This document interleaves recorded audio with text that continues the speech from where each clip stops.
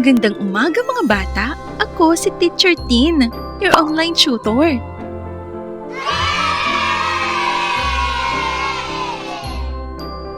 Ang gagawin natin ngayon ay magbasa ng isang maikling kwento na ang pamagat ay Ang Unang Lalaki at Unang Babae.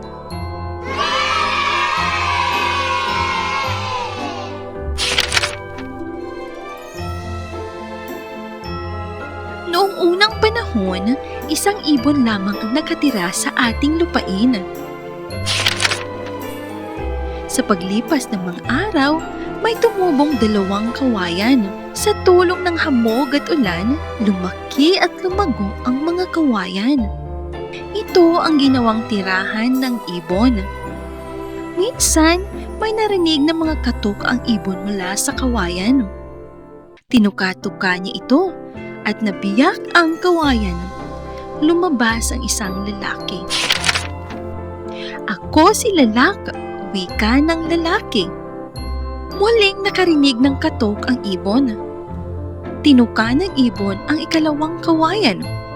Nabiyak ito at lumabas ang isang babae. Ako si Babay, wika ng babae. Si Lalak at Babay ang naging unang lalaki at babae sa ating lupain.